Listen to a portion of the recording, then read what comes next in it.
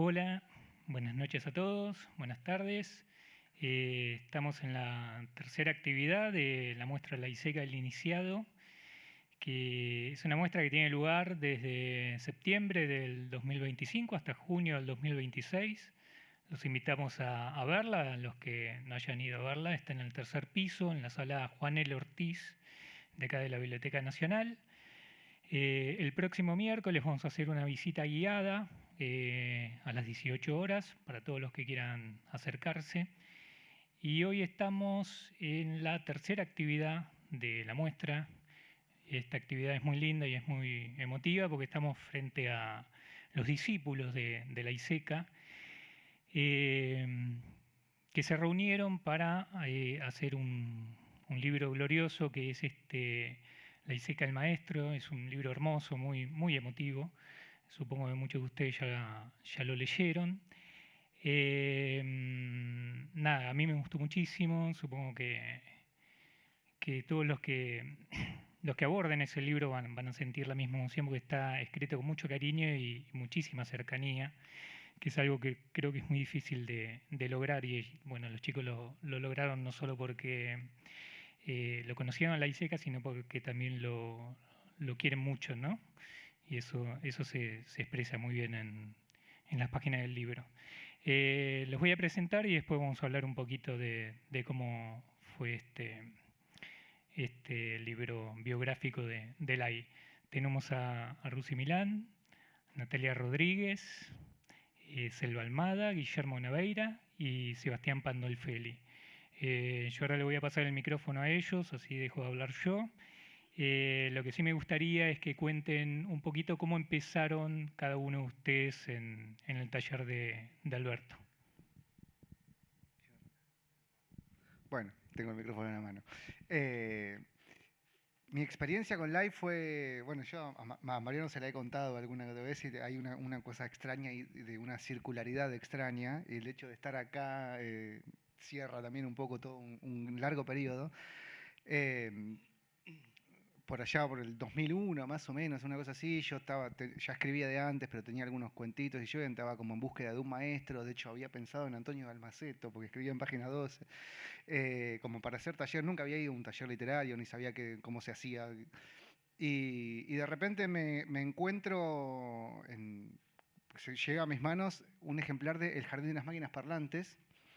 Me lo presta un amigo y lo empecé a leer y fue como, ¿qué es esto? O sea, era una cosa que nunca había leído nada parecido a eso. Me voló la cabeza y dije, necesito conocer al tipo que escribió esto. Y no lo estuve hojeando así en un momento, pues se lo tuve que devolver a mi amigo. Es un libro que tiene 750 páginas, obviamente no lo pude terminar de leer en ese momento cuando me lo prestaron. Pero muy poco tiempo después lo encontré en una librería de viejo en Rosario, en la librería de Francisco Garamona, que también es un amigo de hace años, pero en esa época teníamos una banda juntos, tocaba con él. Se lo compro, me lo leo, empiezo a leer de nuevo en el bondi de vuelta a Buenos Aires y bueno, nada, sigo como flasheado con quién es este tipo. Y ahí me cae la ficha de que es el viejo que estaba contando cuentos de terror en ISAT. Y dije, ah, claro, bueno, pero es el de la tele. Y no pasaron más de 2, 3 semanas que caminando por la calle Corrientes, en el Rojas, miro hacia adentro y estaba Lai a punto de empezar a contar cuentos de terror. Fue como, tipo, es una señal, algo sucede. Entonces entré, me quedé ahí, lo escuché narrar y después le pregunté si daba talleres, me dijo que sí, y me anoté en el Rojas. Y ahí empezó toda esa cuestión, que después terminamos el Rojas, me invitó a la casa. Tengo el recuerdo de la primera vez que fui a su casa, pues dice, no, yo acá en el Rojas sigo, pero los ejercicios se repiten, entonces pueden venir a casa. Voy a su casa, era a las 6 de la tarde y yo llego tipo 6 menos 5 y toco timbre y sale muy ofuscado el señor. Así, lo vi llegar de esa planta baja, todo el pasillo. Abre la puerta y me dice, le voy a pedir que no venga antes porque yo los minutos los uso. Ese fue mi primer acercamiento a la casa de la ISECA. Después entré a la casa de la ISECA y era como, abrió la puerta y el humo te decía hola. Había 2 perros gigantes ahí, tipo una cama gigantesca con el escritorio gigantesco, todo era como un monoambiente. Con el tiempo descubrimos que había otra habitación que no se usaba. Era todo muy extraño y ahí empezaron a caer todos los personajes que después fueron mis compañeros en ese momento. pero fue todo muy raro. Y cuando hablaba de esto al principio de la circularidad, el amigo que me prestó el Jardín de las Máquinas Parlantes, jardinero, mi mejor amigo, Hernán Sánchez, que además de jardinero es escultor y ha hecho unas esculturas basadas en las máquinas parlantes que están ahora expuestas en la muestra del AI, y hace poco también en la lectura de poemas chinos hubo unas esculturas de Hernán. Nada, yo terminé trabajando también de jardinero con Hernán durante un periodo, pero bueno, fue él quien me abrió la puerta al mundo de la ISECA, y lo loco es que él, siendo jardinero, en esa época hacía el mantenimiento de la palmera de un geriátrico que se llamaba Osiris, que es el geriátrico en el que Lai terminó sus días. O sea, hay una cuestión de una circularidad muy extraña. Y ahora, bueno, eso, Hernán está haciendo máquinas parlantes, está acá, estamos como cerrando un ciclo increíble. Bueno, ese fue mi acercamiento al principio al taller de Lai. Uso esta. Hola a todos. Bueno, gracias por acercarse y estar acompañándonos hoy. Gracias, Mariano. En relación también a mi llegada al mundo laiseca, también creo que hubo algo medio místico. Yo lo tenía también de cuentos de terror de Isaac. De hecho, me colgaba y habitualmente lo consumía. Siempre, o sea, eso lo tengo como muy presente. Y recuerdo que había empezado como a escribir y tenía como unas inquietudes y había ido a un centro cultural que era horrible, o sea, era feísimo y me encontré con un amigo que estaba como en un momento de furor literario y me dijo, ¿sabes qué tenés que hacer vos? Vos tenés que ir al taller de la ISECA. Yo digo, bueno, y me dice, ¿sabes quién es? Es el viejo bigotudo ese que escribe, que cuenta cuentos de terror en ISAT. Y bueno, cuestión que fuimos a la casa de este amigo que se llamaba Eugenio y así medio tímido marcamos el teléfono. Me dice, mira, ahí está atendiendo, toma, toma. Me da. Y yo escuché del otro lado la voz toda... Hola. Exacto. Hola, ¿quién es? Dije, bueno, yo estoy interesado en hacer un taller. Y me dijo, mira, estoy abriendo un curso, un taller, justo los martes, creo que era. Y se está iniciando y hay gente. Bueno, fui la primera vez, nota al pie, le pregunté en un momento a mi amigo, che, ¿y vos estás flasheado? ¿Seguís yendo? Ah, no, yo no voy más. Yo no piso más ese lugar. Digo, pero ¿cómo? ¿Cómo puede ser que no vayas más? No, ni en pedo, me dijo. No, ni loco voy ahí. No, porque es una energía muy densa. Digo, pero me lo recomendaste. Bueno, cuestión que yo quedé, él no. Y me acuerdo que la primera vez que entré, también era, no me acuerdo si era a las 7 o a las 8, una cosa, porque él tenía un turno medio tarde. Y claro, entré y estaba yo solo con él. Yo absolutamente solo. Y como dice Seba, de repente, o sea, veo un monstruo gigante que se me acerca y vamos, a paso cansino hasta la casa, ahí en Caballito. Y la cama en el living, era todo muy como raro. O sea, te sentabas en la cama para leer lo que traías o para escuchar alguna de las anécdotas que tenía. Me acuerdo que la primera vez me leyó La caída de la casa Ashler y que mientras me lo estaba leyendo, él me había dicho antes, flaco, ¿querés cerveza? Sí, le dije yo. Mira que la tomo tibia. Bueno, está bien. Me sirvió cerveza tibia y mientras me estaba leyendo como a modo de ejercitación, yo quise agarrar la cerveza y se me cayó absolutamente todo encima de una pila de manuscritos y yo dije, uy, le acabo de cagar los Orias 2. Así que dudé mucho si iba a ir a la segunda, terminé yendo, le dije y me miró con cara como, pero no sé qué me hablas. Y estuve con él un montón de tiempo. Después la vida hizo, digamos, que coincidiéramos acá en el grupo, que se afianzó, que eso también era muy mágico, de Lai, que tenía algo como muy potente y lograba que la gente se uniera a su alrededor y increíblemente él pasaba en un momento incluso a ser un plano secundario por momentos y la gente se juntaba. Y tiempo después, Seba nombraba recién el geriátrico de Osiris. Recuerdo, o sea, digo, a mi vieja en un momento la tuvimos que internar también y mi mamá terminó en el mismo geriátrico que él. O sea, que había una cuestión de simbiosis muy fuerte que nosotros teníamos con él. En mi caso, incluso estaba Lai, que cuando falleció mi vieja, por ejemplo, fue el primero que se enteró. O sea, yo fui ahí y el primero que vi fue a Lai. O sea, digo, la relación con él terminó de alguna manera trascendiendo los límites o las fronteras de lo que es un taller o lo que es la literatura y se transformó en algo mucho más grosso. Pero bueno, nada, la dejo acá. Bueno, buenas tardes. Gracias, Mariano, también por acompañarnos y a quienes vinieron hoy acá y a la Biblioteca Nacional.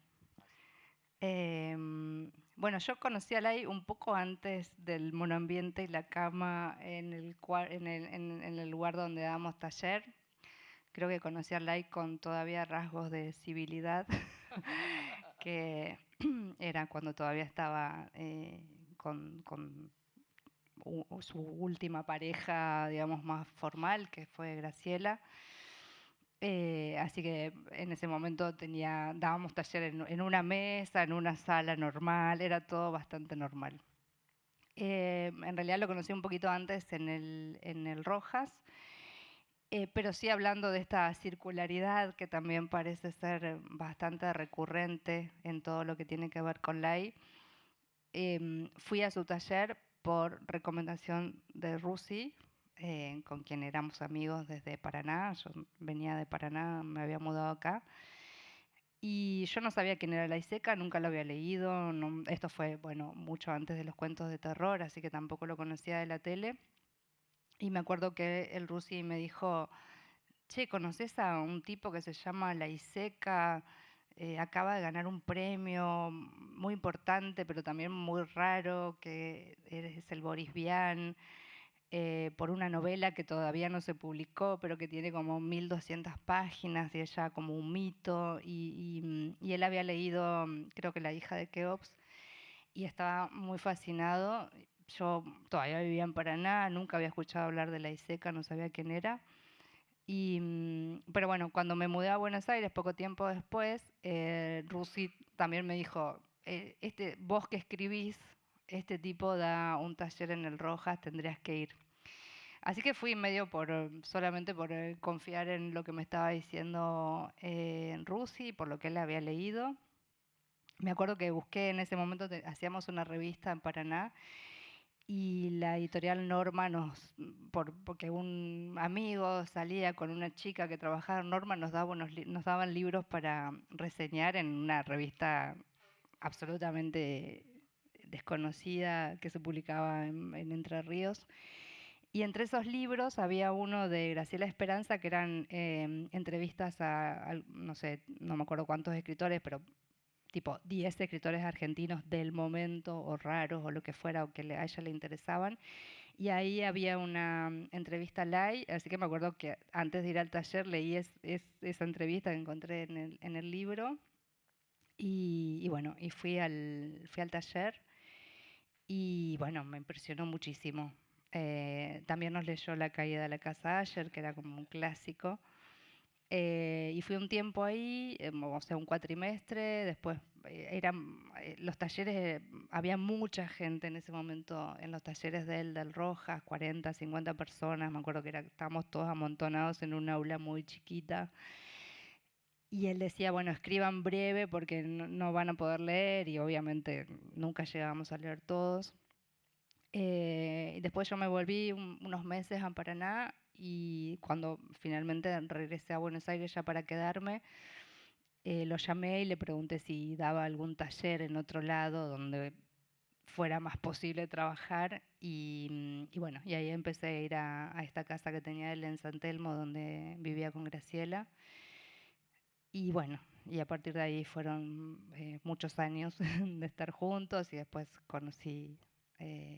conocí a ellos, bueno, al Rusi no, porque ya lo conocía, pero digo, esto también de la circularidad es que yo empecé el taller porque Rusi me dijo, y después Rusi terminó viniendo al taller, haciendo un documental sobre Lai, y bueno, y después terminamos escribiendo este libro juntos.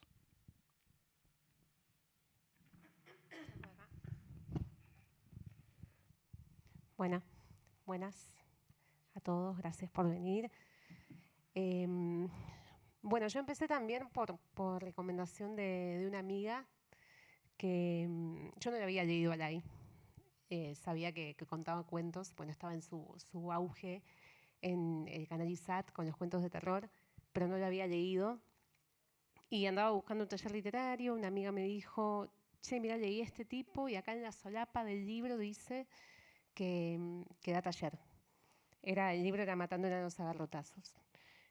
Y dije, bueno, llamemos. Estaba con ella ahí en la casa y llamemos. Y llamamos, googleamos el número, llamamos, atendió Lai. Sí, bueno, venite el lunes. Bueno, nada, era joven y me lanzaba a la vida. Y fui. Finalmente leí el libro antes para saber un poco cómo venía la mano. Me fascinó el libro, me pareció una locura. Total, nunca había leído nada así. Y bueno, ese lunes fui y me pasó, bueno, lo mismo que nos pasó a todos, ¿no? Ese tipo fui a la casa, ese tipo gigante, ese monstruo enorme que viene y que abre la puerta. Y por momentos, bueno, sí, bueno, qué sé yo, me voy a la boca del lobo, no sé, no sé qué estoy haciendo, bueno. Y era fascinante para mí, por lo menos, esa mezcla de oscuridad y ternura que tenía para mí. Y era fascinante también lo que él convocaba. Me parecía increíble. De repente estaba en la casa y bueno, iban llegando, obviamente yo llegué temprano, después me di cuenta de que no había que llegar temprano. Y bueno, fueron cayendo todos los demás. Y eran, bueno, todos pibes como yo que estaban también escribiendo, estaban en la búsqueda de algo y estaban también publicando y se abría todo un mundo que yo no conocía ni me imaginaba. Y bueno, eso me pareció fascinante. Y no dejé de ir, seguí yendo por bueno, muchos años hasta que él fue al geriátrico. Y bueno, fue fue la experiencia que me cambió la vida, la verdad. Bueno, Perdón, voy a aclarar. Acotar. Yo fui testigo de esa situación, porque yo estaba cuando... ¿Vos estabas ahí? Sí. La- No, pero digo que cuando vos empezaste el taller, uno de los que llegó después fui yo ese día. Estabas vos, estaba Leandro Ábalos Blacha, estaba Cecilia, estaba, no me acuerdo, estaba Uriel, sí, y alguien más seguro que estaba también, sí, es verdad. Fuiste mi primer compañero, es cierto. Después, bueno, el grupo cambió y hubo otros. Disculpa. bueno, gracias de vuelta. Alucinante la muestra que armaron, todo. Bueno, yo conocí a Lai por Selva Almada, básicamente, sí, como que es así. No sé, fue largo entrar en el mundo Lai, pero lo que recuerdo siempre, que es algo de otro mundo, que yo era un recién llegado de Paraná a Buenos Aires, iba a tomar café a los bares, y me robaba el suplemento de cultura, de los que todavía había diarios, el suplemento de cultura, y en el suplemento de cultura sale La civilización laiseca, que es el prólogo a la primera edición de los Sorias, ahí empieza todo, y que escribe Piglia, y fue como, imagínate a alguien de 19 años, que de repente te dicen, hay un mundo alucinante para vos que pocos conocen, y ahí empezó esa búsqueda.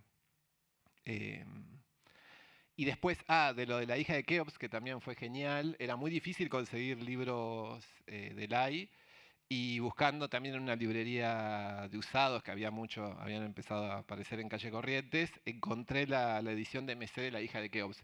Y yo de chico, cuando iba, no sé, a cuarto grado, por ahí, para un trabajo, que es algo muy lindo eso, para un trabajo sobre los egipcios, que tuvimos que hacer con chicos, hicimos toda una lámina sobre el antiguo Egipto, y siempre me quedó ese trabajo y esa cosa artesanal, y me quedó ese amor por los egipcios. Y cuando vi que el libro era sobre los egipcios, quedé como fascinado, y ahí empezó. Después tardé muchos años en llegar a lo de Lai. Bueno, yo estudié cine, soy director de fotografía, me olvidé de la literatura cuando me gané una beca para estudiar cine, y ahí es donde llegué a Selva y le digo, bueno, vos que querés escribir. pero después con el tiempo lo iluminé en algunas contadas de cuento, iba como arrimando el bochín a la Iseca hasta que finalmente surgió lo del documental en 2010 y bueno, y ahí se armó una amistad y hacia el final terminé siendo alumno del taller, inventándome una novela para ser alumno del taller, tipo, porque quería firmar el documental. Pero bueno, nada. Y después conocer a todos estos chabones que están acá. y, y nada, es eso, tipo, la amistad y conectarse con gente y en un mundo diferente, no sé, es alucinante. Bueno, muchas gracias a todos por compartir sus experiencias. Para los que no saben bien cómo era el tema de los talleres del AIEL, bueno, organizaba algunos días y ahí iban yendo los chicos que él iba metiendo en cada día y en cada horario, ¿no? Y ahí se iban haciendo estas mezclas alquímicas que hacía Lai, que siempre eran fabulosas. Él tiraba un disparador, él tiraba una idea, un tema, lo que fuera, y uno tenía que escribir un cuento sobre eso, y cuando volvía al taller a la otra semana lo leía. Y sobre eso se armaba como una especie de opinión entre los compañeros. Pero Lai no corregía estilo, lo que Lai hacía siempre era incentivar la imaginación. ¿Cómo fue ustedes, cómo fue esa penetración en la literatura, ¿no? De meterse, supongo que todo lo traían de afuera, ya venían un poco fogueados, ya venían escribiendo seguramente, pero ¿cómo fue eso de conocer a Lai y empezar a escribir en el taller, ¿no? Vamos al revés. Bueno, eso, me inventé una novela para seguir en el taller. No, había una cosa increíble en Lai que, bueno, uno lo descubrimos haciendo el libro también, que ya intuíamos, que era destruir la autocensura, para él era lo peor. Entonces, lo primero que hacía es que vos te mandes a escribir lo que sea. Y eso que contabas era si vos tenías algo para escribir, en el taller al menos lo que yo viví, trabajabas eso y si no tenías nada te daba sus consignas que eran alucinantes, que eran disparadores, tipo describir un objeto completamente inventado, o no, describir un sueño completamente inventado, todo. Una que ahora recuerdo que para mí fue increíble, un día estábamos en la casa de él y suena el teléfono y él al estilo Lai era tipo, ¡Hola! Tipo, como y se ve que era un alumno del Rojas que no había ido al Rojas y preguntaba cuál era la consigna, porque Lai te daba el teléfono para que lo llames si no sabías la consigna. Otra cosa de otro mundo, ¿no? Y Lai le dice, la consigna es, una persona quiere estar tranquila en su casa y no puede porque lo llaman continuamente por teléfono. Y de repente hay un silencio y él repite, sí, flaco, es la consigna. Y corta. Tipo, y bueno, y esas consignas eran un disparador y después eso, uno iba, para mí la analogía es como que cuando se te destapa el oído, uno escribía y le dabas hasta que en un momento encontrabas tu voz y era eso, como que se te destapa el oído, a veces pasa eso, y él esperaba ese momento, y si sabías esperar, hacías el viaje. Si eras impaciente, si llegaste al lugar para hacer contactos y editar rápido, todo ese mundo espantoso que a veces ocurre en la literatura, que es todo un networking horrible, si estabas en esa, perdiste. Perdiste. Digamos, acá el asunto era encontrar tu voz. Y tu voz podía ser cualquiera, siempre que sea la tuya, ¿no? No tenía que ser la de Lai, que eso era súper importante. Y eso es algo que remarcamos mucho, que todos los que están acá escriben completamente diferentes uno de otro y son todos alumnos de Lai. Hay algo por encima de eso, o decir que eres el maestro, está que vos seas un escritor y tengas algo para decir y tengas tu forma de decirlo. Eso lo tenía muy en claro y está buenísimo. Así que, bueno, eso recuerdo.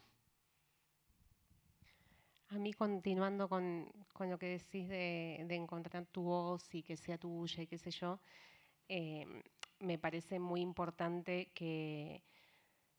bueno, que él generaba un espacio donde existía esa posibilidad, un espacio muy respetuoso, donde uno podía explorar y hacer cualquier cosa y equivocarse y volver a intentar, porque bueno, era un espacio en el que no había corrección de estilo, como decís, no había hipercrítica.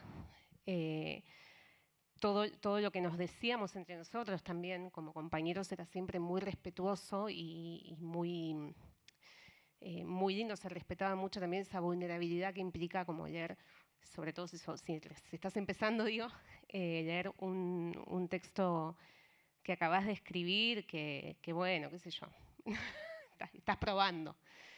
Estás probando y bueno, y él habilitaba ese espacio y ponía esas reglas que a mí me parecían maravillosas, con mucho respeto y con mucha generosidad y con mucho cariño. Y bueno, para mí eso era muy importante y te permitía explorar y lograr llegar o seguir intentándolo para llegar a tu voz propia, ¿no? Que claro, sí, claro, iba a ser diferente de las voces de los demás y también de la de Lai, y está buenísimo eso. Eso me parecía como muy, muy rescatable, muy importante. Sí, Lai tenía como una muletilla o algo que repetía siempre, que era el que se queda gana. Y bueno, y sí, y de hecho veía, o sea, digo, eso ocurría, había gente que iba esperando otra cosa, sobre todo, yo nunca había hecho un taller de escritura, entonces no sabía qué esperar, digamos, no tenía como ninguna idea de cómo iba a ser, por suerte, porque el taller de Lai no tenía nada que ver con ningún otro taller.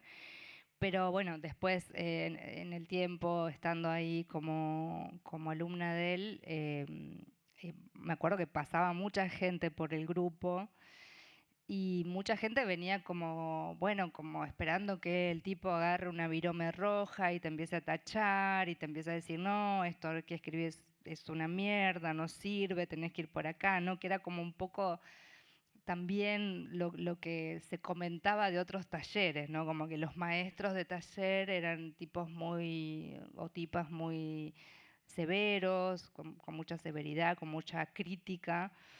Y Lai era una cosa completamente diferente. O sea, él tenía como, bueno, lo llamamos entre nosotros como una pedagogía zen, una pedagogía del amor. Él decía todo el tiempo... Nunca tuve un alumno que haya sido tan malo como yo cuando empecé a escribir. Entonces, tenía algo que mucha gente no entendía porque venía de repente con la urgencia de que le digan esto está mal, se hace así, como esperando el manual. Y el único manual que la ISECA escribió fue el Sadomaso Porno, digamos, pero nunca un manual de escritura. Entonces, había que también, creo que y eso también fue una de las cosas que yo recuerdo, de las primeras cosas que él me dijo, que bueno, escribir era un acto de paciencia, era un ejercicio de la paciencia. De hecho, muchísimos años después, una amiga que es artista visual, me regaló algo que había hecho hacía unos años antes, que es la palabra paciencia con un sellito en estos taquitos así de cositas que se pegan, ¿no? Postis. Y cuando me la regaló, o sea, me acordé inmediatamente de aquello que me había dicho Lai, y es algo que yo tengo en mi escritorio por ambos, por mi amiga, que quiero mucho, y porque me recuerda siempre, lo primero que me enseñó Lai es que para escribir hay que tener paciencia. Entonces, eso que él decía, el que se queda gana, no tenía que ver con él, ni siquiera, ¿no? Es que, porque te quedas acá vas a ganar. No, si te quedas, si tenés la paciencia para quedarte en la escritura, vas a ganar en algún momento. Sí, retomando eso que decía Selva, para mí hay algo ahí de Lai que básicamente tiene que ver, y también completamos la otra mirada del que fue nuestro maestro a partir del libro. Entonces, más allá de que por ahí intuíamos cosas y al principio lo veíamos como una figura que fue pasando por los años como maestro, como una imagen potente. Lai era su literatura y su literatura era Lai. A mí siempre me impactó eso, digamos, de él como maestro, que el tipo era completamente consecuente, su forma de vivir incluso, a lo que él era como escritor o a su obra.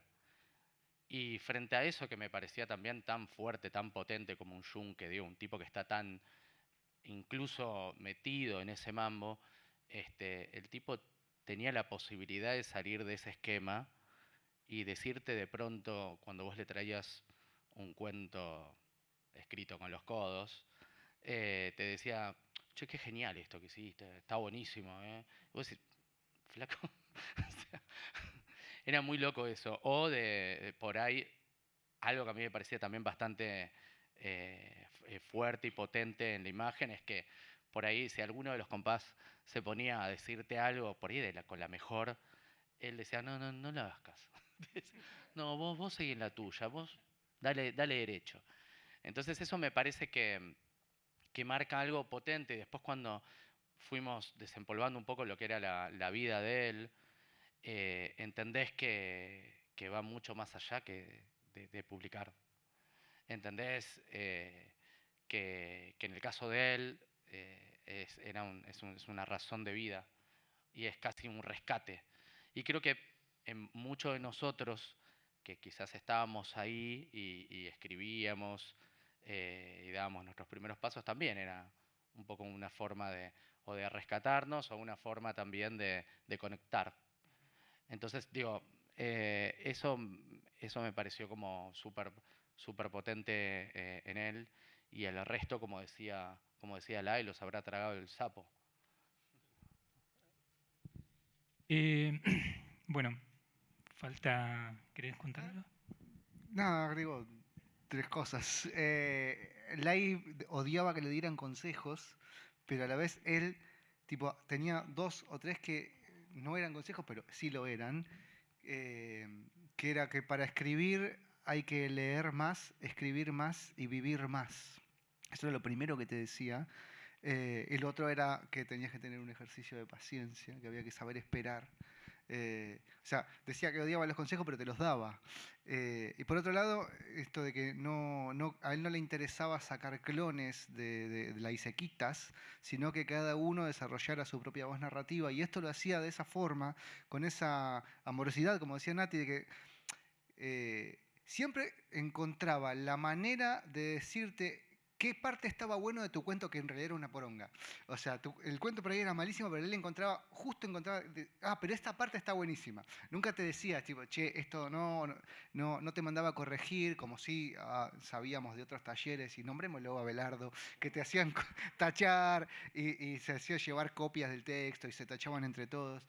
Y por otro lado, cuando nos dejaba hablar entre nosotros, por ahí alguno se ponía criticón, y la intervención de Lai era, no lo escuches a este boludo. Entonces, era como, claro, la pedagogía de Lai era dejarte ser, y con el tiempo te vas dando cuenta solo de los errores, por escuchar a los demás y por escuchar las cosas que Lai nos leía, o sea, porque también Lai lo que era un gran difusor de la literatura universal. Entonces el tipo agarraba y te leía cuentos que no ibas a leer en tu puta vida, vos buscándolo por tu cuenta. Y también eso te abría las puertas a nuevas lecturas. Salías como mucha curiosidad también por cosas que Lai te había leído y descubrías autores. Entonces esas puertas a nuevas lecturas también te abrían la cabeza un montón. Eso quería agregar. Y además lecturas no canónicas, que me parece que eso también estaba buenísimo de él, porque de repente, no sé, sacaba así de la biblioteca y era una antología de cuentos de ciencia ficción de la década del 40, o sea, autores completamente ignotos, bestseller, que habían pasado de moda, pero bueno, que él los tenía ahí y que no, de verdad, yo nunca hubiese leído a esa gente de otro modo. Y totalmente, Lai era un tipo que leía medio a contrapelo de la intelectualidad argentina, ¿no? Lo que él leía era lo que no se aceptaba. Bueno, vamos a meternos un poquito en el libro, ya que estamos ya que nos hemos presentado bien. El libro de la biografía que ustedes han hecho, que repito, es maravillosa, la tienen que leer, cómprenla. Tiene como dos momentos temporales que es muy interesante eso. Yo no sé cómo lograron, porque tiene una voz que es una voz autoral. Y si bien ustedes firmaron grupalmente como Chanchín, todavía no entiendo cómo consiguieron esa unidad. Supongo que se han peleado muchísimo, pero me gustaría que comentaran esas peleas para que la gente se dé cuenta cómo fue ese proceso. De ninguna manera. No hace falta, no hace falta. Los trapitos al sol para adentro. No, el milagro es que sigamos siendo amigos. Después de 2 años de haber estado trabajando en eso. Algo que, como una imagen que me pareció como repotente, que no sé si todos vieron el documental que dirigió Rusi, Lai, pero ahí, en ese documental, la figura de Lai, desde que arranca la peli hasta casi las últimas partes de la peli, es una figura borrosa, ¿no? Se lo escucha y después aparece de repente en un momento y de ahí en adelante tipo es Lai y está... Bueno, cuando empezamos a escribir nosotros conocíamos un Lai, pero el Lai que daba talleres y el Lai de su casa. Él había algunas cosas de su pasado, pues siempre tiraba alguna anécdota o contaba cosas de su pasado, pero cuando le querías sacar un poquito más y tirabas del piolín te sacaba cagando. Entonces teníamos datos, algunos datos duros, pero no mucha más.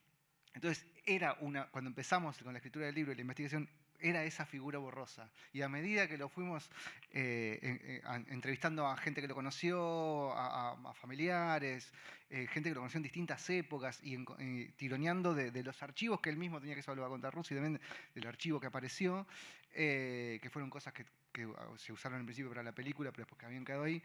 Y se empezó a armar, eso ya dejó de ser esa figura borrosa y empezó a aparecer ese Lai. Y me pareció como que maravilloso poder descubrir cosas de nuestro maestro que creíamos que lo reteníamos, porque claro, ya estuve con el tipo como 15 años.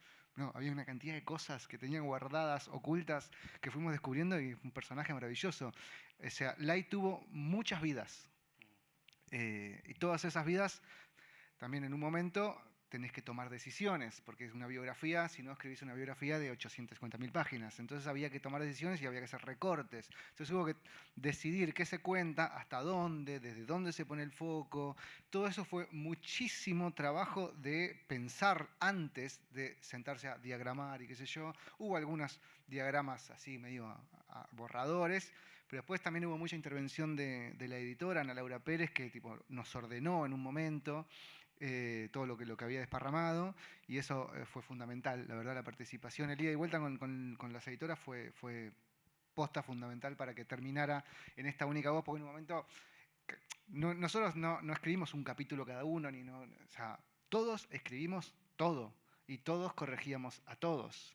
Entonces, había un drive y a veces tipo, se tildaba porque éramos 5 metidos en el mismo drive y se colgaba, a veces se borraban cosas, y de repente metías, no, estaría bueno poner un capítulo sobre algo. Bueno, y uno metía tipo 30 páginas de eso, y era, che, es un embole, estas 30 páginas, y te lo achuraban y quedaban 2 líneas de tus 30 páginas. Y te tenías, o sea, el trabajo con el ego sobre todo. Eso. Yo creo que tengo que ir a terapia todavía para... El trabajo con el Trabajo ego sobre fue, el ego, zarpado. tal cual.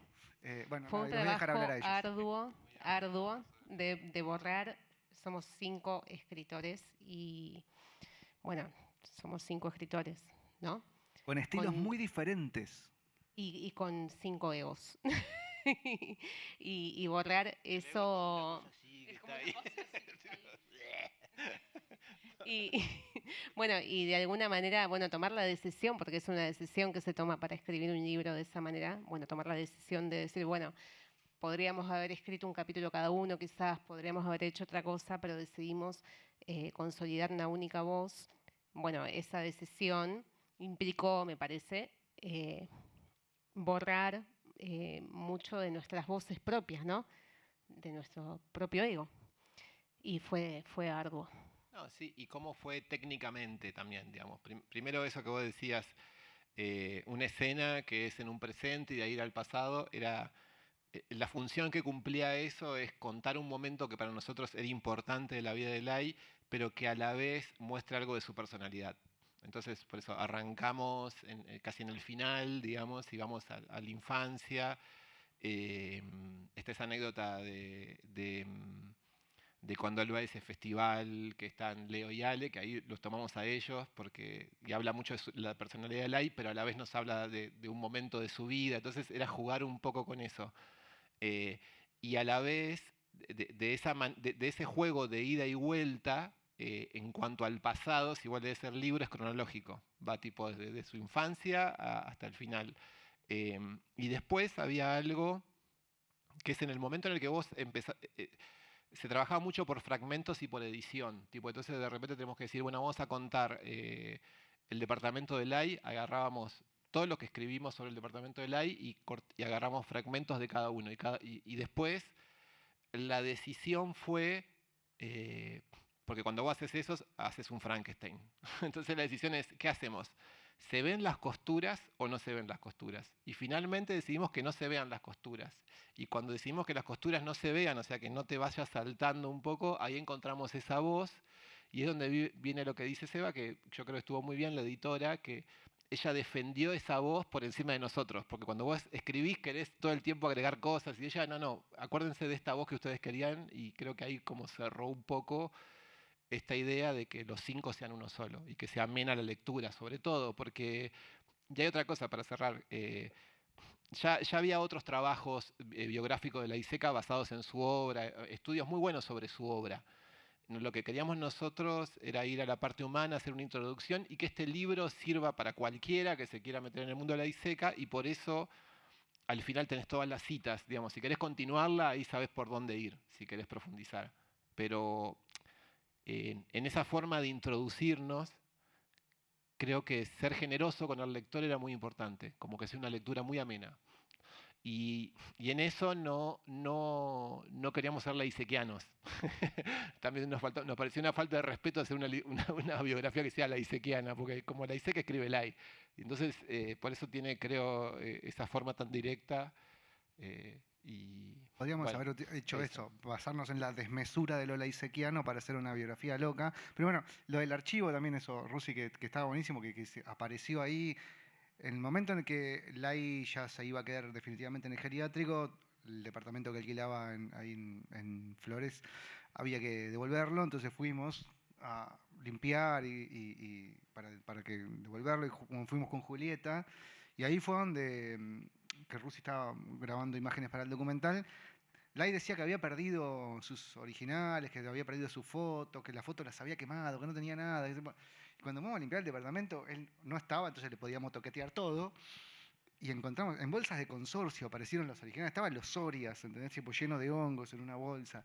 Y ahí apareció muchísimo material de archivo. El tipo tenía registro en unas carpetitas con recortes de las entrevistas que le habían hecho, o sea, y todo muy ordenado, escrito con una virome ahí, tipo tal fecha, ¿no?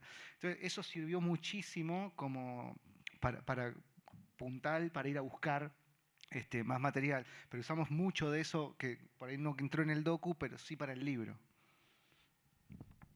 Después algo que a mí me parecía que también era relevante, estaba buenísimo esto de la forma estructural, pero también había una decisión, en todo caso, de dejar esta voz media difusa, pero que estuviera acompañando constantemente. O sea, la figura del discípulo está ahí, o el discípule, o la discípula. Chanchín, porque ya Chanchín. tuvimos esta Sí, discusión, ya no tuvimos empecés de esta vuelta.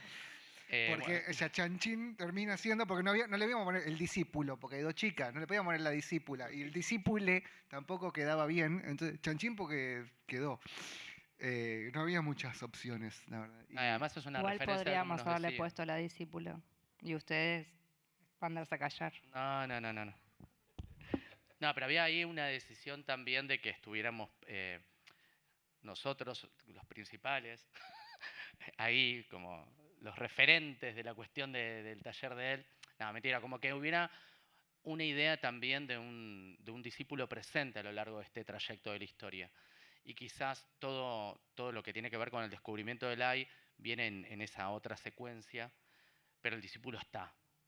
Y estar ahí, pará, No, que sí, porque me diste una idea. Digo, porque si bien por algo de lo que dijiste antes, que es muy difícil pensar en Lai, la división vida y obra, ¿no? Porque la obra de Lai es su vida y su vida es su obra.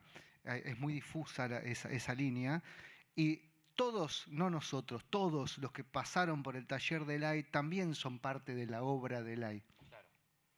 Eso queríamos. Sí, básicamente eso. Que tiempo después, quizás incluso releyendo el libro, o incluso en momentos donde atravesamos este proceso, también es entender que lo que decía Seba, que uno siempre piensa en el legado de un escritor en función de los libros que va dejando, y en este caso Lai dejó una parva de discípulos diseminados por todos lados. Vos fuiste también, vos fuiste discípulo de él, digo, y uno, bueno, pero uno, vos fuiste un sapo. Pero digo, de alguna manera era esa también la decisión. A nosotros nos costó, al principio fue como un proceso recontralúdico y después ya fue entrar un poco a pedalear.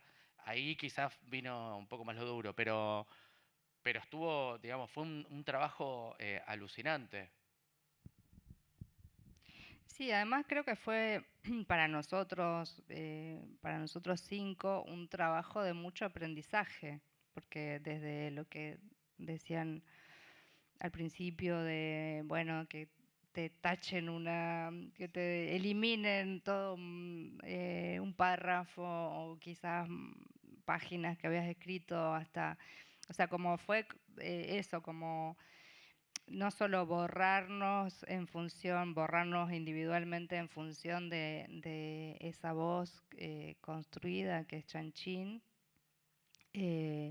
No sé, para mí por lo menos fue como un espacio de mucho aprendizaje, no solo por eso, no solo por bueno, la cuestión de los egos, sino también de, no sé, ir a los archivos, buscar, hacer entrevistas, buscar material, aprender cosas de Lai que no sabíamos, como decían recién los chicos. Para mí básicamente el libro fue una experiencia de aprendizaje muy importante.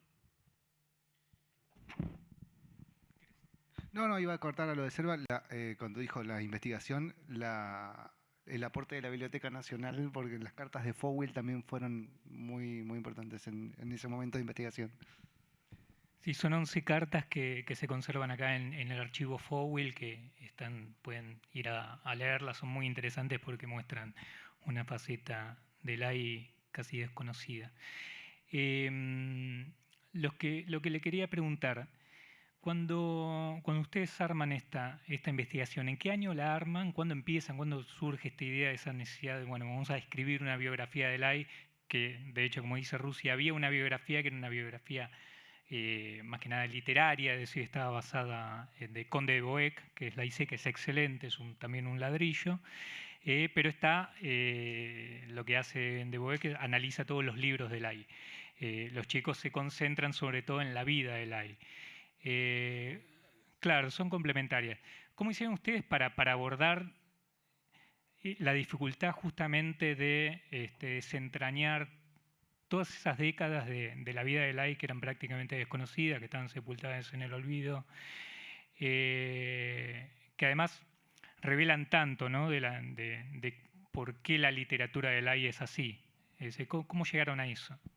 Sí, mira, yo creo de entrada pasó, al menos para mí, digamos que hay una cosa muy, vuelvo a lo mismo, la nostalgia de pensar en los 90 y los diarios que decía antes, pero bueno, acá pasa lo mismo, cuando empezamos el trabajo del documental fue 2010 y la cantidad de material que se encontraba en la red es muy diferente a la cantidad de material que se encontraba cuando se estrenó el documental en el 2017, creo, 16.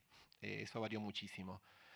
Entonces, esa primera etapa de investigación para el documental ya había dejado una base en cuanto a sus libros, en cuanto a un montón de cosas, y en cuanto a esto que decía Seba, que fue absolutamente, fue una sorpresa de encontrar este material. Y otra cosa, además de sus originales, Lai, en su primera etapa, él guardaba todos los recortes que había de cosas que habían aparecido sobre su obra. Entonces, todos los que fueron reseñas de libros de él, desde Matando enanos a garrotazos a Aventuras novelista tonal, que son de los 80, estaban guardados. Entonces ya ahí había como una base. Entonces Entonces, como ese es el punto de partida. Después, completar lo que faltaba. Y otra cosa muy complicada para nosotros, al menos para mí, yo creo que para los chicos también, era que en la etapa de Lai en la que estuvimos, él te hablaba muy poco de su vida y de su vida privada. Hablaba muy poco de la cuestión esotérica y de la magia, que eso fue muy flashero ahora que se llama El Iniciado. Él casi no hablaba de ese tema. Era un tema, a mí me costó muchísimo. De hecho, en el documental, cuando lo hicimos, casi no se trata el tema, porque él prefería no hablar del tema. Tampoco quería hablar de personas que fueron muy importantes en su vida, por eso los tenía negado.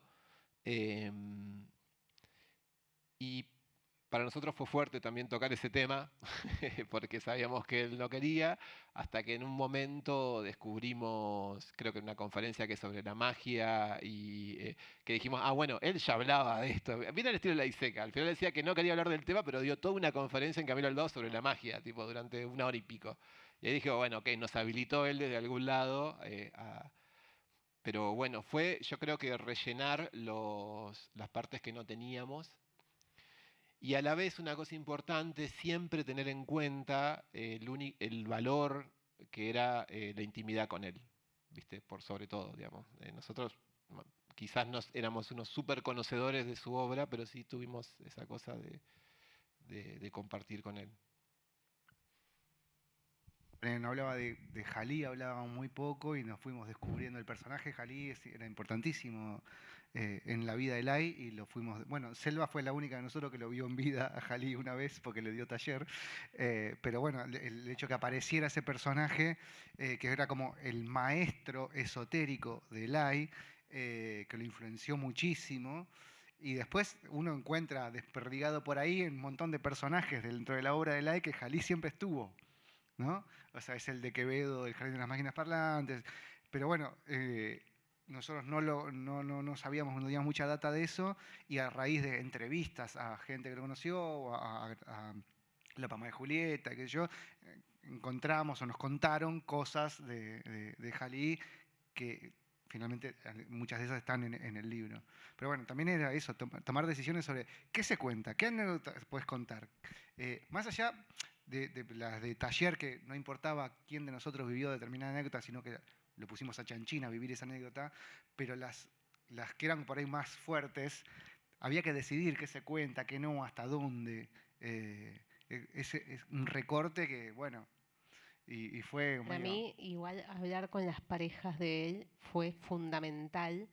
Yo hubiese escrito un libro solamente con los testimonios de las parejas de él, que fueron increíbles y muy generosos también, y desde mucho respeto y mucho amor. Y esos testimonios para mí fueron fundamentales. Yo hubiese dedicado un libro exclusivamente a eso. Fue muy genial eso. Y eran partes del AI que no conocíamos. Conocíamos parejas de él, pero bueno, parejas de su juventud, ¿no? Que para mí fue muy impresionante. Sos muy romántica, amiga.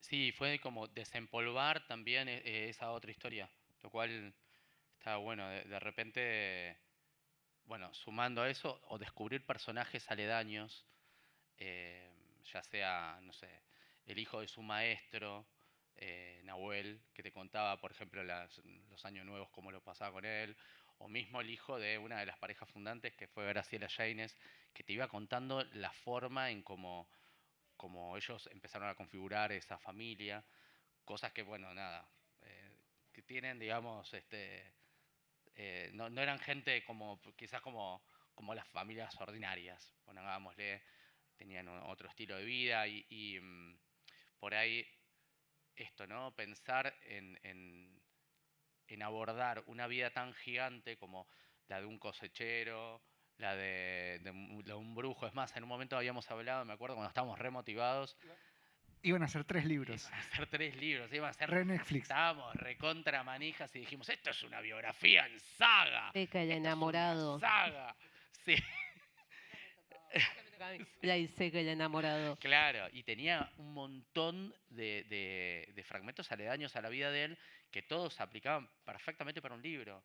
Entonces también descubrimos de alguna manera, por ejemplo, que en el medio nuestro maestro tenía un maestro potente, que está, que lo ves, que figura, que rodea a lo largo de todos los capítulos, o ves por qué también entendés determinados conflictos que él a lo mejor pudo haber tenido o no con la bebida en algún momento de su vida, cuando se muere su mujer, que también era una grosa Graciela.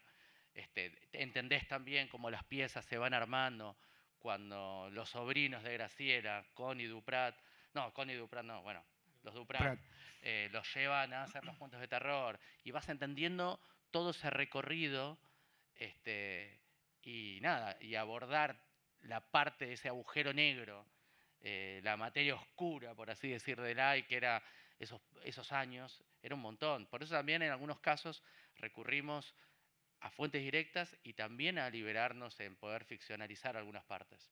Y algo que voy a agregar a eso es, usamos muchísimo los testimonios de todas las personas que entrevistamos y, fundamental, decidimos que cada vez que en el libro habla Laiseca es algo que dijo en alguna entrevista o en alguna de sus obras. No le inventamos ni una coma a Lai. O sea, se puede haber ficcionalizado alguna escena, pero todo lo que Lai dice en el libro lo dijo realmente, o en alguna de sus obras o en alguna entrevista. Entonces, y todo ese trabajo de encontrar la frase justa, bueno, eso, o sea, teníamos un drive con todos los archivos, o sea, y había que buscar la frase para hacerlo hablar a Lai, y pues, también fue un laburo arduo, pero muy divertido también. Y después de todo este laburazo, ¿cuánto le llevó? 2 años. ¿Y en qué año empezó? No fue una idea nuestra, fue a pedido. Ah, ok. Claro, eso que hoy dijiste, bueno, esta necesidad, en realidad no teníamos necesidad de escribir sobre Lai, creo que nos hubiese parecido un poco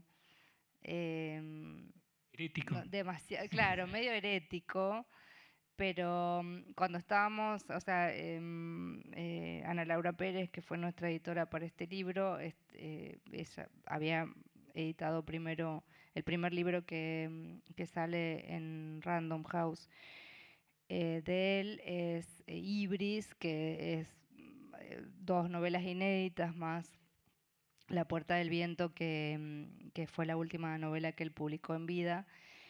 Y ahí, bueno, Seba hizo las notas para ese libro y yo hice el prólogo y estábamos un día reunidos con la editora en un bar, hay que decir, en un bar. Y bueno, como siempre, creo que es lo que nos pasa a todos, cada vez que aparece la ISECA, empezás a contar anécdotas y muchas son divertidas y muchas... y bueno, empezamos a hablar con Seba porque tal cosa y tal cosa, y entonces Ana Laura fue en realidad la que nos dijo, che, pero ustedes tendrían que escribir un libro sobre la vida de Lai, y no ustedes dos, sino el último grupo de taller, o sea, el último grupo en el que estuvimos nosotros, porque tampoco es que fue digo, también había otros grupos de taller y eso hay que decirlo siempre. Pero bueno, ustedes, que son 5 y que estuvieron juntos muchos años con él en el taller y después cuando él dejó de dar taller, yendo a verlo al geriátrico, que en general íbamos en bloque, ¿por qué no escriben un libro? Estaría buenísimo. Y la verdad es que nosotros habíamos dejado un poco de vernos después de la muerte de Lai, por distintas circunstancias.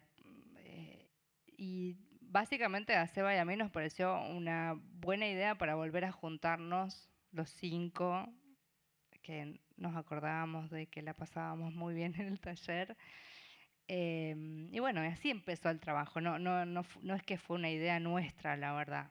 Yo creo que ninguno...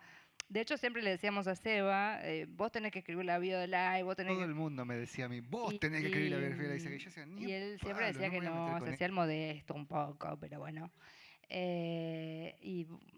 O sea, básicamente fue una idea de la editora con la que nosotros, por supuesto, nos copamos y bueno, y así salió el libro, pero no sé a cuento de qué venía esto. No, queríamos aclarar que no, bueno, porque Mariana nos preguntó en algún momento cómo se nos ocurrió Claro. la idea. ¿Y en qué año bueno, no? Y esto, a ver, cuando nos juntamos por Ibris Ibris, salió en 2022. O sea que fue en el... No, Antes de la pandemia debe haber sido. 2023 salió Ibris, porque los cuentos completos salieron en 2024. Sí, pero nosotros estábamos laburando, yo No, ya pero había eso fue empezado. 2022. Porque también empezó con Lai en el... Bueno. Esto es vamos más atrás. Empieza con Lai en el geriátrico en 2016, antes de que Y ahí de es cuando él muriera. escribe Él Camilo termina Aldao. de escribir Camilo Aldao y se lo llevamos a Ana Laura, y Ana Laura flashea y lo quiere publicar en Random. Entonces Lai estaba No, muy mentira, contento no porque fue iba a así. ser... ¿Eh? No fue así.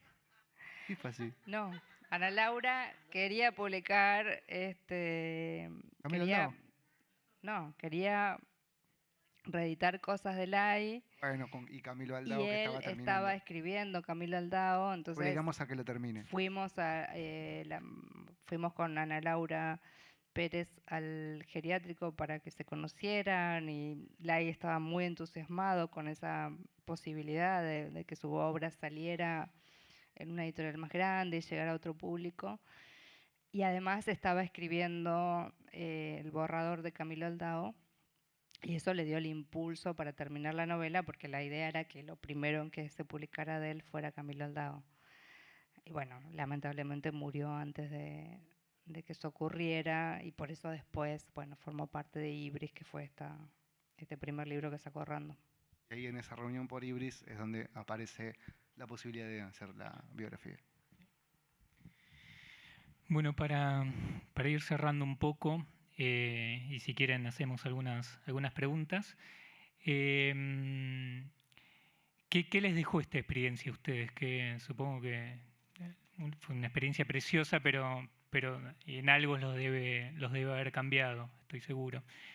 Bueno, cuenten un poquito eso, si quieren. Es una buena pregunta esa. De hecho, creo que es una pregunta que por momentos me hago. Durante el proceso del libro, muchas veces me pregunté por ahí, por cosas que aparecían, qué era lo que Lai, de manera, no sé, cósmica, me quería contar con todo esto. O sea, qué habitaba en él todavía o qué habitaba en mí de él todavía para que nosotros llegáramos adelante esto. Yo creo que, como decía Selva, para mí fue un camino de aprendizaje. Siento que también es un buen cierre de etapa también, lo cual es positivo, digo. Ya solo el hecho de pensar que vos vas a un taller con un puñado de inquietudes a tratar de ver qué haces con eso y porque te gusta escribir y porque es la manera que tenés para expresarte. Otros pintarán un cuadro, otros harán otras cosas, bueno, uno escribe y de repente terminás como parte de ese ciclo con un libro, me parece completamente hermoso. Creo que también fue eso, como hay algo del camino del aprendizaje, hay algo de lo arduo de subir y escalar ese monstruo, esa montaña, y llegar a él y descubrir un montón de otras cosas. Yo creo que es eso.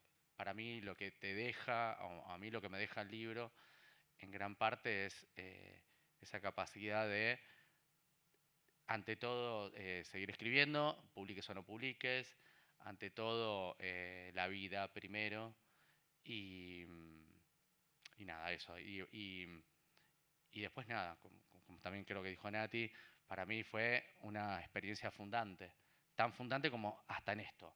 Así que el saldo, en ese sentido, plenamente positivo y me deja todo, nada, me deja descubrir a Lai del otro lado siendo un pibe con un montón de miedos y entender también quizás por qué ese magnetismo de uno acercarse a él.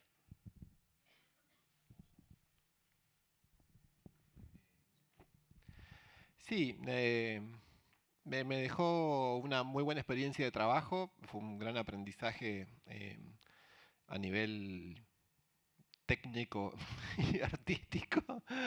Suena frío, pero realmente fue así porque había que escribir mucho y trabajar mucho, entender la potencia de narrar,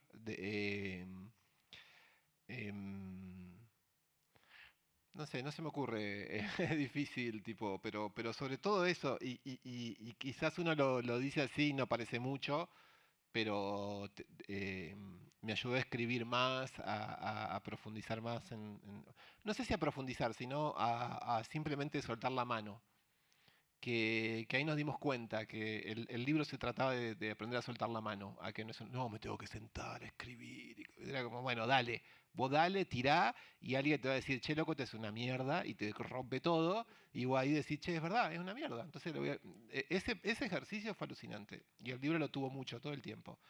Eh, y después, por encima de la literatura y todo eso, está este valor enorme que tenía Lai, que era el crear un lugar donde las cosas eran posibles, y lo hizo de vuelta con el libro, digamos, no estando acá, porque logramos hacer el libro, que era dificilísimo, entre cinco, bueno, ya lo dijiste vos, lo complejo del proceso, y lo logramos, digamos. Y eso era porque fue la única forma de revivir a Lai escribiendo.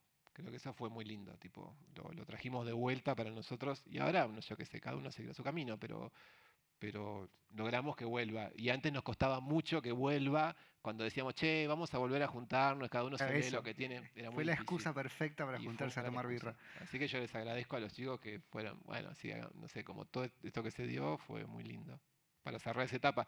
Y lo último, no voy a hablar más. Em, em, Todo el proceso con Lai fue un poco oscuro hacia el final, porque la vida es así, yo qué sé, y él quizás no terminó de la mejor manera, podría haber estado más tiempo, y yo me dedico a la imagen, y en imagen, mi final con Lai realmente no fue un lindo final, sinceramente. Y el otro día que se armó acá los poemas chinos, que estuvimos todos, eh, mientras estábamos leyendo estaba la nieta de Lai dando vueltas. Y ella agarró y cortó lavandas para todos y nos regaló una cada una. Y yo en ese momento fue como que, bueno, chau maestro, tipo, onda, lo cerré, tipo, porque la parte, si querés, intelectual y literal, la cerré con mis amigos, pero me faltaba la imagen. Y esa imagen, y ya está, tipo, onda, fue increíble. Nada, eso quería decir. Bueno, yo como dije, me quedó, aprendí un montón escribiendo este libro con mis amigues. Y también fue como eso, como estar hoy acá en la biblioteca, también lo velamos acá, o sea, es como muy simbólico y muy importante. Y creo que este libro, más allá de lo que haya ocurrido entre nosotros, que hubo eh, altibajos y obviamente peleas y un montón de cosas, em, fue desde nuestro lugar, fue como reivindicar nuestro amor por Lai. Creo que eso es lo que nos unió para escribir el libro y que siempre nos va a unir más allá de lo que pueda pasar de acá en adelante con nosotros. El inmenso amor a un maestro. Eso. No, bueno, yo sumando un poco a lo que dicen, que creo que nos representa a todos acá. No, bueno, yo aprendí mucho de la dimensión más humana de Lai, de la que él por ahí escondía un poquito más. Y, y esto me pasó también, bueno, el aprendizaje de un trabajo de escritura en equipo, con todas las dificultades que tiene, ¿no? Me parece que es un aprendizaje muy valioso, y con una editora también que nos dice, bueno, para dónde ir. Bueno, creo que eso también me llevo mucho de eso también. Experiencia enriquecedora en todo sentido. Digo. Y además fue muy divertido en muchos momentos, más allá de los altibajos. O sea, no, lo que decía al principio, después de que nos juntamos con Selva y Ana Laura para cerrar el prólogo de Ibris y las notas y bla, nos fuimos de ahí y seguimos craneando nosotros, bueno, nos tenemos que contar a los chicos, vamos a hacer... Digo, y fue una grandiosa excusa, porque después que falleció Lai, intentamos volver a juntarnos nosotros para leernos lo que estábamos escribiendo en ese momento. Juntamos 2 veces y no funcionaba, faltaba algo. Y lo que faltaba era, obviamente, el fogón, o sea, alrededor del cual se contaban las historias. O sea, no estaba Lai. Y de repente con esta propuesta apareció otra vez esa llama que nos juntó.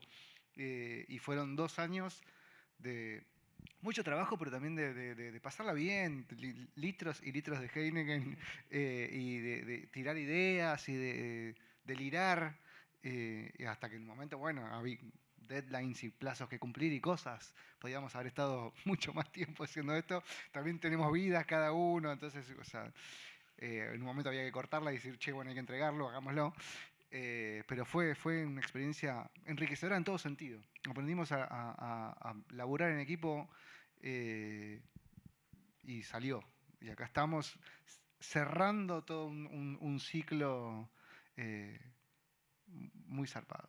Así que gracias, Biblioteca Nacional. Sí, de eso, nuevo. agradecerles y sobre todo la muestra, realmente La la muestra es muestra que han buenísima. hecho, ustedes no se imaginan lo que es, a veces a mí a uno le cuesta, viste, como expresar, pero llegar caminando y ver la gigantografía del AI, tipo, la verdad que es como nada. Y vuelvo a la nieta del AI. Hubo un momento en la muestra en la que hay algo que yo nunca me iba a imaginar en mi vida, nunca nos íbamos a imaginar, que a la nieta, a Elena, la nieta de Lai, jugando entre las cosas, entre las cosas de su abuelo, como si estuviera no sé, como si fuera un parque de diversiones del abuelo. Es una cosa que nunca iba. O Y vos la pidiéndote el veías, libro. y con la hija de Seba, tipo. Entonces, eso, hay algo muy lúdico también en la muestra, hay una cosa que es muy lindo, tipo, y yo creo que realmente rescata, porque si hay algo que me queda a mí de él, más allá de la parte heavy, vuelvo a lo mismo, es la vida. Lai te mostraba la vida como es. Tipo, no es que era un monstruo y nada, es así la vida. Digamos. El tema es que mucha gente te lo oculta, ¿viste? Pero la vida es compleja. Es su sentido del humor. Digamos, era un tipo como fascinante. Así que bueno, nada de eso. Les agradezco un montón. Bueno, muchas gracias. Nos hemos quedado sin tiempo para las preguntas, pero yo lo que quiero destacar acá, que tenemos las imágenes estas son imágenes inéditas del documental de Rusi, Lai, que ya lo estamos, te estamos programando para el año que viene, lo queremos proyectar, así que y más allá del docu vas a está tener que venir buenísimo. aquí. No, obvio, pero el trabajo de también de agrupar todo lo que fue su material audiovisual, eso creo que está buenísimo que están haciendo. Bueno. Porque más allá de mi docu está el de Montes Brady, que es alucinante porque lo toma mucho más vital y no sé, hay un montón de cosas. Vamos a tratar de proyectar todo, Creo que ¿no? está Pero bueno, buenísimo es eso, lindo sí. que estén también los realizadores hablando, Obvio. que compartan su experiencia. Bueno, yo la verdad que les estoy infinitamente agradecidos. Para mí es muy emotivo que tenerlos a los 5 acá. Por lo general no estaban, ¿no? No siempre coincidían. Es medio difícil, así que sí, es muy emotivo. Nada, les quiero agradecer en el alma y decirle gracias, chanchines, por esto, por tanto. Gracias.